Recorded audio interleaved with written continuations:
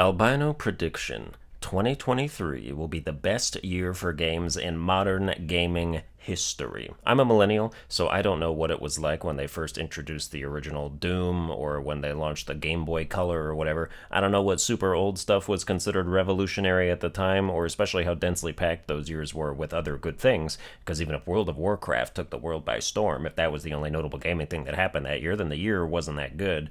I don't know what else happened that year, it's just an example. This year is insane, and that's an understatement. Diablo, Final Fantasy, Star Wars, Street Fighter, Mortal Kombat, Tekken, Starfield, Spider-Man, Zelda, Resident Evil, Dead Space, Hogwarts, Fire Emblem, and those are just the big franchises, to say nothing of indies and free-to-plays and ongoing shit. You could end 2023 right now, launch a meteor at it, and wipe it out like the dinosaurs, and it would still go out a champion. Some of the stuff I mentioned is incoming, not released yet, but slated for this year, but my faith is virtually unshakable. Yes, we had a resurgence of bad games this year, but those were games people expected to be bad. Crime Boss, Gollum. If you saw 1 second of one trailer of those piles of garbage, you could quickly identify them as said garbage. No big game has disappointed us yet, as a whole, at least not substantially. Jedi Survivor might have had some performance issues, but those were dealt with in a timely fashion. Wonder if Game Freak was paying attention. Probably not. Too busy adding terror raids nobody gives a fuck about, which is like using a defibrillator on a corpse who died 6 months ago. Charging,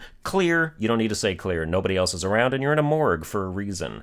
But recently we've gotten deeper looks into 3 games that were hyped as absolute Game of the Year contenders: Starfield, Final Fantasy XVI, and Marvel's Spider-Man 2. Of those 3, I'd say Spider-Man was the most comfortably optimistic from the get-go. All you have to hear is, oh, Insomniac's making a sequel to Spider-Man? That's a Game of the Year nominee right there. I didn't even need a trailer, gameplay or otherwise. You sold me on concept alone because Insomniac doesn't miss, and the first game was my Game of the Year in 2018. But PlayStation formally revealed a deep-ish dive for Marvel's Spider-Man 2 at their last state of play, and it looks exactly how I'd want it to. Just better everything. Better visuals, better combat, better traversal, no-brainer stuff. So because that's an open and shut case out of the gate, I want to talk more about the other 2, starting with Final Fantasy XVI. I played the demo. It's a banger demo. First of all, for a demo, it goes above and beyond what a demo should do. It's like 90 minutes long, just plays from the beginning and says it'll save your progress for the full game, and packs it full of engrossing story with a decent beginner's taste of combat and upgrades.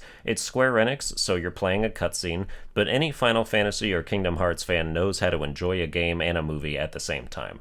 As for the narrative, this Final Fantasy is dark. Not only dark, but decidedly adult in nature. People out here saying cock and getting their throats slit. It's very Game of Thronesy.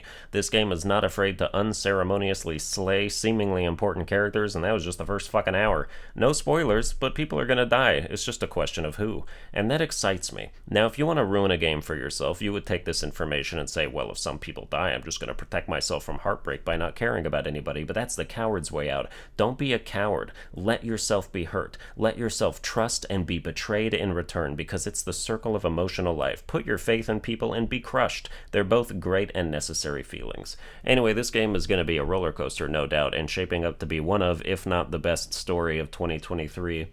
As for combat, the thing I was the most trepidatious about, because this series runs such a damn gambit on combat styles, I am pleased to say I like this one's the best. Better than 7 Remake, much better than 15. It's active combat, you don't hold a button and auto-attack, you perform distinct combos, although it's a lot of square mashing at first, and you intersperse some other spells and cooldown moves in there which feel natural. A lot of moves can be learned and upgraded, and I can tell it's going to be a bulky system. I was on the fence about this game ever since its reveal, but now that I've gotten my hands on it, I can confidently say that I see it being top 5 and knocking out one of the other games I mentioned in my top 5 games of 2023 so far list. Jury's still out on which one, though. Then we have Starfield. In the beginning, I was a Starfield hater. I, like many at the time, wanted Bethesda to just announce Elder Scrolls 6, and then they were like, but can we go to space? And I said, no space. I don't want No Man's Skyrim. I want Skyrim 2 on Earth.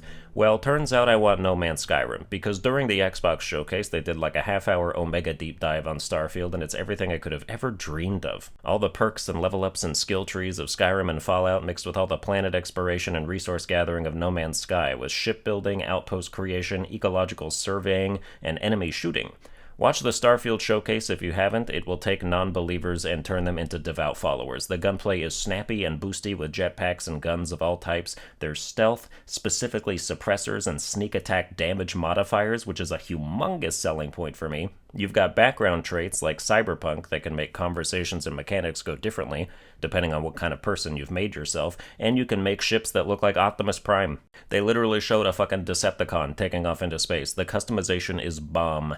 The outer space sections function like Sea of Thieves in space. It's an open frontier of piracy. You can shoot at whoever, board their ships and kill them, then take their ship for yourself, or encounter NPC ships out there who have quests and stuff. I don't care for spaceship combat in general. I'm not a Star Fox fan or anything like that, and I don't love those sections in games like Kingdom Hearts or Ratchet and Clank, but the idea of it being like a lawless frontier with palpable rewards that exists as a mostly optional buffer between planetary conquests sits right with me. Because you can grav jump from planet to planet and fast travel to places you've been, so if you're not a spaceship guy, I imagine you won't be bogged down by it too much.